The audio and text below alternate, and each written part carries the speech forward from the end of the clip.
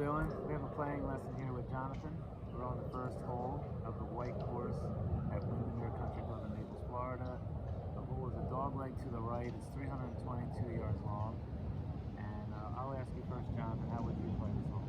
How I would play this hole is I would look at where my misses. I don't want my ball to be. So I'm looking at, so I got a miss to the left I don't want to be in. I got a miss to the right I don't want to be in. I got fescue on both sides. So I'm going to want to play something that gets me a decent range from the green without having too much trouble on either side. So I'd either hit 3-wood or hybrid. Sometimes I'd hit 4-iron depending on how I'm swinging that day. Okay, so tell me how you would play the hole with your shot now based on what you described. I would most likely hit hybrid.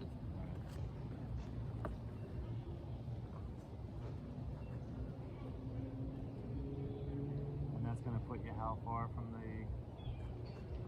middle of the green? I'm looking to be around just like 110, just over 100 yards. So this is your 212 club? This is about my 220 club. So then you're looking to be 102 yards? Yeah. Okay.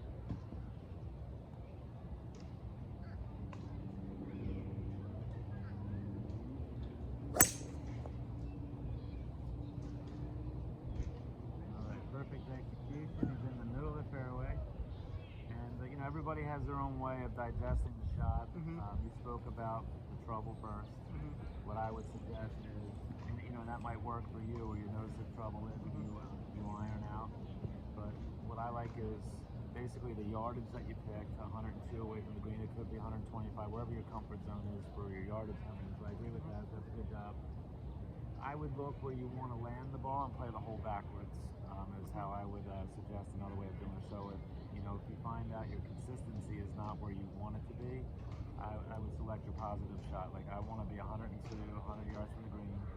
I would take a shot. I would draw a line back from the flag to the middle of the fairway, and I would say from that spot, 100 yards. I know you're going to map out the course. What type of shot would allow my ball to end there? So I would focus on the positive, focus on where you want to land the ball. Definitely focus on where you want to start the ball so that the ball ends where you want it to end. With that better said, where you ended the ball there, I would say right where the oak tree meets the cedar tree, on that line there is your starting point, and draw it in there. But you had perfect execution. How you went about it, you talked about the trouble. I would just look at where you want your landing area to be. Focus on where you want the ball to land. How do I want the ball to, what line I want it to take to get there, so that way I have a shot in that I want to go. I think your club selection is perfect for your shot into the green, and then execute to have that shot in the green. I think your club selection is perfect for the club you chose to get that done. Thank you. You got it. I ended up in the pine straw here off my second shot. How would you play this shot with this being an upslope off the pine straw up to a upslope green and trying to get spin on it or control it? How would you kind of go about it?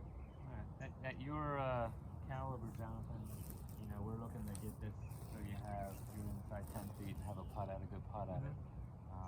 Anybody else would obviously want to do the same thing, but we want to make sure that you have the imagination of what kind of shot you need to hit, and then we'll figure out how to execute that. So you figure we definitely need to do a bump and run shot. With these limbs here, we can't throw something up high, plus the unpredictability of the pine needles. So we're looking to, I would say maybe 2 bounces and on to 1 bounce and on and roll out. So what you need to do is use imagination. We'll have to experiment a little bit in your practice sessions, but we'll go with the best imagination would be right around where that sprinkler head is. If we carry that, we put the ball back in our stance to secure that when the ball flies, it hits and releases. If we had it up in the front of your stance, of course, it's going to go and land soft and it won't get up the hill. So we want to put the ball back at our stance. We want to lean forward so our center is on the left side of the ball, and we're basically looking back at the ball to secure that our hands are going to lead through the ball. We're going to make a stroke that we follow through low and long. But make sure you take your practice swings back here in the grass so that way you don't disrupt the fine moving of your ball. But take a practice swing and ask yourself, would my effort get me to carry that sprinkler head by 3 or 4 feet, 5 feet? And also we got to use the imagination. What's it going to do? But now we're terrain dependent on what's going to happen. It looks like it should take a little bit of a hit left, but not much. Fortunately, you don't have to spend a whole lot of thought on that. But let's see you take a practice swing. Once you feel, so you're going to take, I would still use maybe like your 54, so that way we get loft on it, put it back in your stance. So normally I would use either my 54 or my 50, depending on how I would have to lie. Right. So you said bump it low at the sprinkler to keep it lower. So would you say like 50 would be better?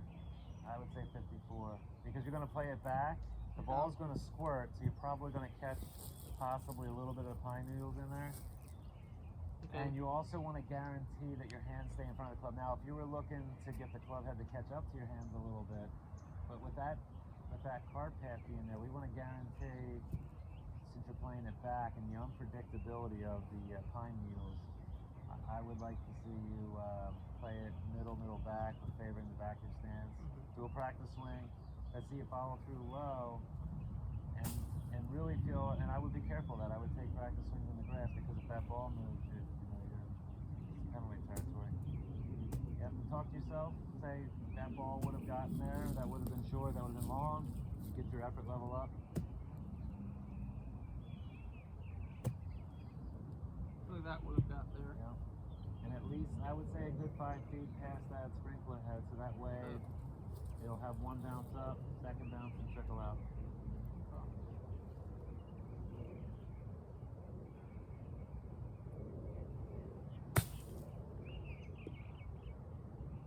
So you flew it just a hair far? A little farther than what we were trying to go for. Yeah, but you have, what, about a 12, 15-foot putt? So it's not, I mean, from here as a recovery shot, it's not too bad. But you would definitely try to want to get it, instead of trying to hit the green, just get it more in front of the green. Because it bounced a lot harder than I thought it would. Yeah. Especially when you follow through that long and it's going to release coming out of here. You keep your hands in front, it's going to release because of that.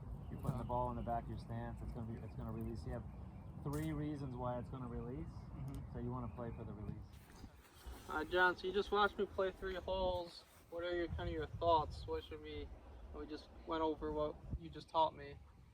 Right, well, you're a good player. You have a lot of great ideas around the golf course, and you have good skill to execute, how you see it. And then for consistency, where I can help you, and in some of your trouble shots, what we went over for advice was to save you time, some more efficiency items, see your line better, map out, play the hole backwards.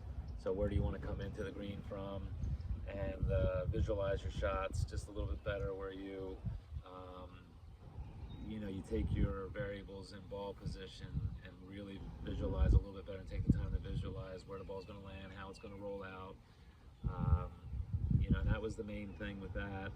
Then we had some other holes where you varied in a little bit of your pre-shot routine, so we tightened that up just a little bit, and just thought your way around the course. We imagined the shot just a little bit better. Like I said at the beginning, I thought you maybe brought the trouble into play and tried to avoid the trouble.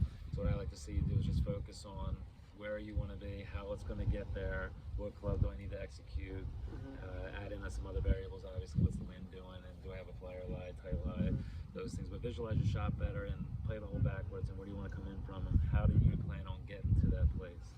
And that's kind of what I'm trying to do. Sometimes I work myself, like you said, I focus on the stuff where I don't want to be rather than where I want to be, and that's something that the past few rounds I put myself in trouble, and it's kind of stuck in my head. So we overthink. I mean, most of the golfers, 90% of golfers, the trouble we see it, we fear it a little bit, we think about it a little bit too much, or we think about the swing just a hair too much.